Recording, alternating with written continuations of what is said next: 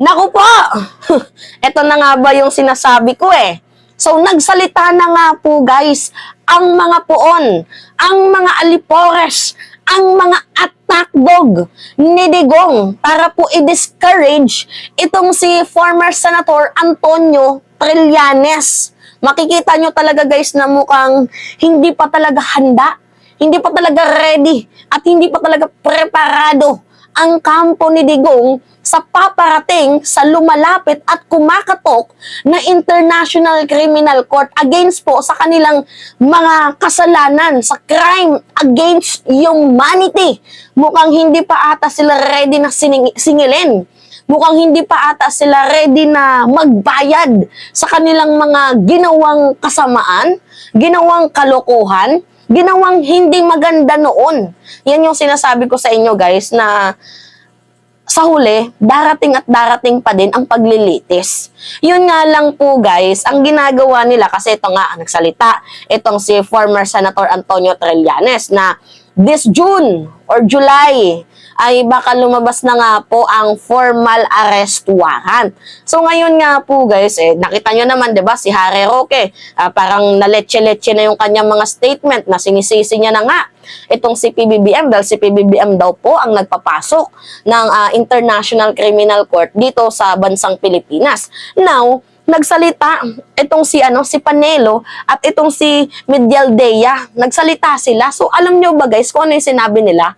Walang iba kundi dinidiscourage nila ang sinabi ni former Senator Antonio Trillanes. Gusto nilang pagmukaing sinungaling, gusto nilang pagmukaing attack dog, gusto nilang pagmukaing nagpapasikat lang itong si former Senator Antonio Trillanes.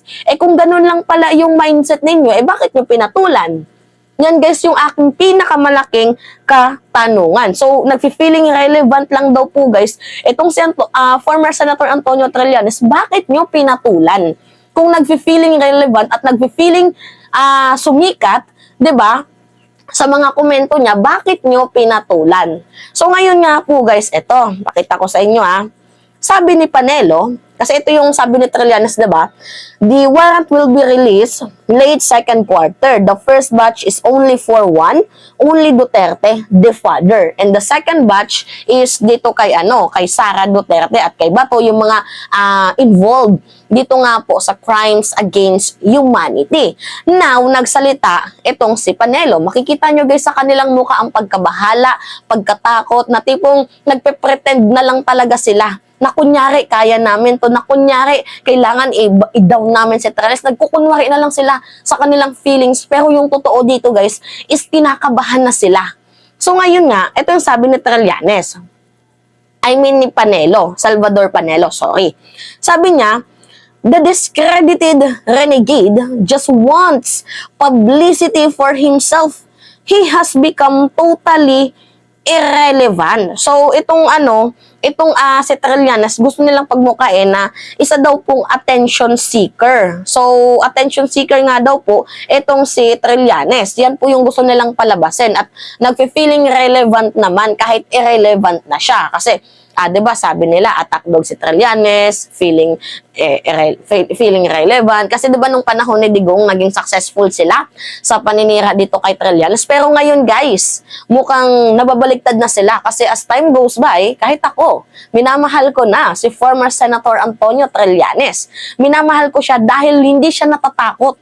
Minahal ko siya dahil siya yung tipo ng tao na hindi tumigil sa pagsasalita. Hindi siya guys natakot, hindi siya nangatog kahit man lang kahit sandamakmak ang ikinaso sa kanya ng puon ni Digong, sandamakmak ang mga paninira sa kanya, hindi siya natakot na hindi magsalita. Talagang literal na naging boses natin to So ngayon nga po guys, ito, sabi ni Panelo, feeling relevant, nagfi-feeling relevant daw itong si Trillanes. Kung ako lang naman tatanungin, kung nagfi-feeling relevant itong si Trillanes, bakit niyo pinapatulan yung mga komento niya? 'Di ba? Bakit hindi kayo mapakali? 'Di ba kung nagfi-feeling relevant lang itong si Trillanes, kasi alam ko guys sa totoo lang, yung mga sinasabi ni Trillanes, meron niyang hugot, meron niyang laman. Alam ko na merong A1 source itong si Trillanes at alam din nila yan. Kaya nga kung mapapansin niyo, 'di ba, yung hakbang ng Maisog talagang grabe na kumakapanira kay PBBM. Umabot na nga sa punto na dinala na nila yung issue sa Senado. Kasi yung target nila this July dapat mapabagsak na itong si PBBM. Kasi alam nila na, kagaya nga sinabi ko nung isang araw, sinabi na ni Trillanes June or July, baka nandito na yung formal arrest warrant, pero yung kanilang plano, dapat July na talaga, mapatalsik na si PBBM. Mas nauna ko yung nalaman guys, tapos ngayon, nang sinabi ni Trillanes by the June or July, baka lumabas ng formal arrest warrant, yun pala, may connect the dots. Diba? Kasi alam nilang nalalapit na nga ang pagkatok, diba? Ang pagpasok ng ICC para nga po singilin sila sa mga utang nila. 'Di ba? Babayaran nila yung utang nila. So ngayon nga po guys na sinisingil na sila, mukhang hindi pa sila handa. Hindi pa sila handang magbayad. Kaya lahat ng mga way ng paninira, ma-discredit lang itong si PBBM and yung mga sumusuporta kay PBBM, ginagawa nila kasi gusto nilang ma-take over na yung trono ni President Marcos. Gusto nilang maghari sila ulit. 'Di ba? Yung walang katapusan, sila at sila pa din. Yan yung gusto nila. Anyway nga po guys, uulitin ko, kung sinasabi nilang attack dog si Trillanes, sinasabi nilang feeling relevant, bakit pa sila nagkokomento? 'Di ba nonsense naman yung sinasabi niyo na si Trillanes nonsense? Ba't kayo nagko-comment? O ngayon, sino yung nagmukhang tanga? Kayo. Kasi pinapatulan niyo yung sinasabi niyong nonsense ko, no? Nonsense pala bakit kayo natatakot? 'Di ba? Nonsense pala. Ano ibig sabihin ng prayer rally na 'yan? Kung nonsense pala itong si Trillanes. 'Di ba? Kung nonsense pala itong si Trillanes, ano yung ibig sabihin ng hakbang Maisog? 'Di ba? Kasi guys, nung simula na naglabas ng statement itong si Trillanes noong December, doon po guys nagsimula yung hakbang ng Maisog kasi doon sila natakot sa statement na nilabas ni Trillanes na tapos na makipag-usap sa preliminary investigation ng mga pamilya na nabiktima ng Bloody Jaguar campaign, ng extrajudicial killing ni former President Rodrigo Roa Duterte. Nung spinil out niya yun guys, 'di ba, nung sinapubliko niya yon na tapos na ang preliminary investigation and by the middle of the year pwede nang lumabas ang ICC, pagka January guys, meron silang hakbang ng Maisog. So ano yung ginawa ng hakbang ng Maisog? Siniraan si PBBM. Kumbaga ginawa nilang segue yung konstitusyon, 'di ba, yung tsa-tsa no, yun yung pinaglalaban nila, pero yung motivation nun is to discredit the president. Yun guys. Now, itong si Medjaldea, nagsalita din. Sabi dito, Trillanes is just a kibitzer craving for attention. So, sa mga, let's not take him seriously. So, sa mga hindi nakakaalam guys, kung ano yung kibitzer, yan. Yan po guys yung mga taong, mga unwanted opinion. Yung kapag, hindi ko naman tinatanong yung opinion mo. Yung ganon ang gusto nilang palabasin kay Trillanes na kumbaga, 'di ba sinabi ni Trillanes na this June or July baka lumabas ng formal arrest warrant. Tapos gusto nilang palabasin na kailangan ko ba yung opinion mo? Tinatanong ba namin yung opinion mo? Yan po guys yung kibitzer, mga unwanted opinion. So ito na nga po guys, kumbaga ang gusto din nilang palabasin na itong si Trillanes is just a attention seeker. 'Di ba? Feeling relevant pa din. Parehas lang yung kanilang statement na binitawan na si Trillanes daw ay feeling relevant para mapag-usapan, pero yung totoo dito guys, kinakabahan na yung mga yan. Feeling relevant pala bakit kayo, 'di ba? Feeling relevant bakit kayo natatakot? Ba't hindi kayo mapakali? Bakit nyo pinatulan? Kung feeling relevant, itong Sir Trillanes, dapat hindi nyo na pinatulan, dapat hindi na kayo nagsalita, dapat, 'di ba?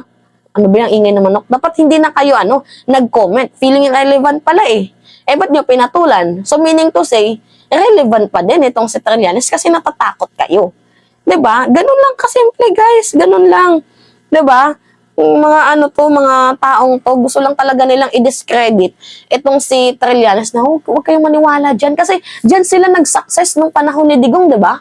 na nasira yung reputasyon ni Trillanes na si Trillanes daw attack dog, si Trillanes daw nagbenta ng Spratly Island, si Trillanes daw may pinuntahan naka 16 times sa balik-balik. Ganyan yung ginawa nila kay Trillanes noon. And totoo guys, honestly, nag-succeed sila doon sa paninira kay Trillanes kung kaya't natalo nga itong si Trillanes at talagang lagi may tumatawag sa kanyang Trililing. Pero ngayong panahon na to, ngayon nyo gawin yan.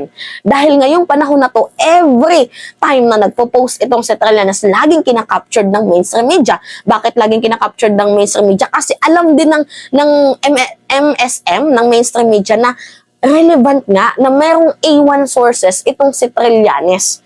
Di ba natatakot lang kasi kayo? Yan yun. Eh sa totoo lang naman guys, kung walang kasalanan, bakit matatakot, di ba? Di ba? Really? Ka matatakot kung wala kang kasalanan. So now, yun lang guys, 'di ba? Feeling relevant daw. So anong tawag niyo doon sa wait lang guys, bago tayo mag-end. 'Di ba sinasabi nila na itong si Trillanes attention seeker daw po, feeling relevant. Eh tatanungin ko sa inyo, yung ginagawa ng Hakbang Maisog, yung ginagawa ng mga rally-rally na 'yan, ano yung tawag doon? 'Di ba attention seeker din 'yun? Gusto nyong maging magpasikat, 'di ba? Attention seeker din yung tawag doon, guys, kasi 'di ba? Ano yung ginagawa nyo yung sa mga prayer rally nyo, 'di ba? Naninira kayo. So kung si Trillanes feeling relevant, eh yung ginagawa ng Hakbang Maisog, ano 'yun? Anong tawag doon? 'Di ba? Nakakaloka tong mga taong to. Yung sinasabi nyo kay Trillanes na feeling relevant, eh kayo, ganun din naman yung ginagawa nyo. 'Di ba? Anyway, mas lalo naming minamahal itong si Trillanes dahil nga sa pagiging matapang niya at hindi natatakot na labanan kayong mga alipores ng kasamaan. 'Di ba? Anyway, yun lamang ho guys. That's me again, si Mima Alicia nyo. Nagbabalik ulit para sa ating panibagong video.